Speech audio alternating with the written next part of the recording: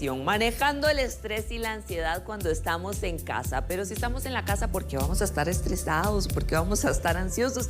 Puede pasar, y por eso está Sofía García con nosotros para platicar de cómo aprender a manejarlo. Bienvenida, ¿cómo estás? Bien, gracias, Pau. Gracias a todos. Qué bueno que estamos acá aprendiendo. Eso es bueno, siempre. Qué risa, porque los que tenemos la oportunidad de estar trabajando decimos queremos estar en la casa, y los que están en la casa de repente dicen quiero estar trabajando para no estar estresado ni manejando tanta ansiedad. Sabes que es curioso porque era una amiga justo cuando leyó el título de hoy me dice, yo quiero de ese estrés, me decía, y se reía, ¿verdad? Pero realmente creo que es bien importante entender. Vamos a abordarlo desde la parte local y una parte más profunda, Pau. Claro. Por ejemplo, la parte local es cómo te estás en casa, qué estás haciendo, porque si haces una tarea repetitiva o todos los días, esas cosas te tienden a aburrir, te tienden incluso a estresar, ¿verdad? O estar en casa, pero estar en un entorno, no ves la luz del sol. Eso es importante, que tus pies rocen la grama. Esas son cosas que vinculan neurotransmisores positivos para tu cerebro. Bueno, esa es la parte más sencilla, si lo quieres ver así. La parte profunda, cuando yo analizo personas que están solo en casa, ya sea trabajando o ya sea solo estudiando y demás, yo le pregunto cuál es tu propósito de vida. Ajá. ¿Cómo está tu vida? Porque si tú tienes un propósito bien definido, puedes trabajar en casa, donde sea, y vas a estar bien.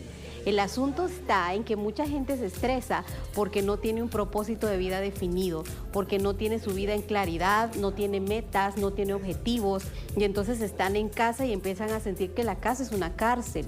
Y es por eso, o amas de casa, que sencillamente lo que se levantan es hacer la rutina, los niños y demás, y ellas...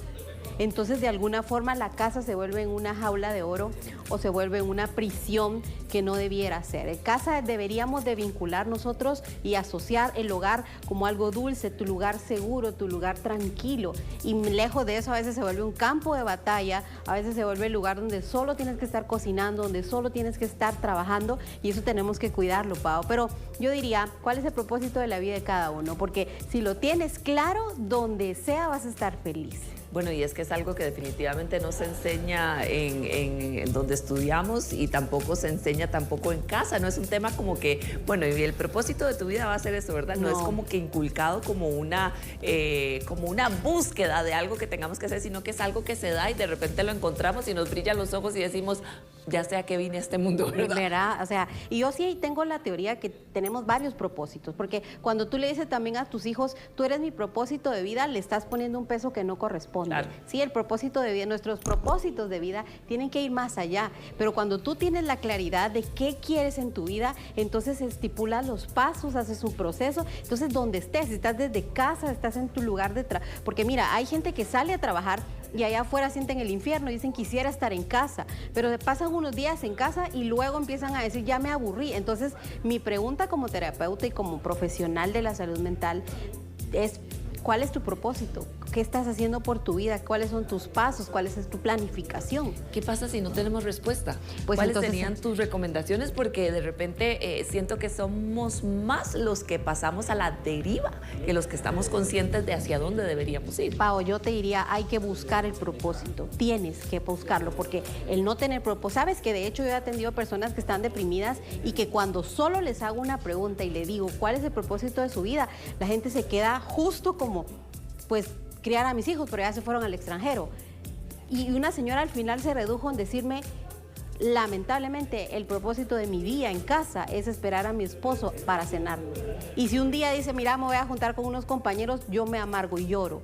Entonces yo le decía, sencillo, es sencillo.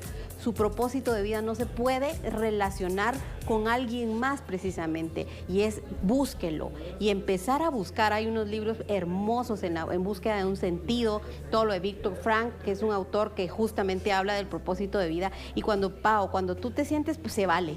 Yo he tenido colegas, pues tal vez no colegas, pero personas, amigos de mi edad, que dicen, mira, toda la vida estudié esto y siento que no es el propósito de mi vida.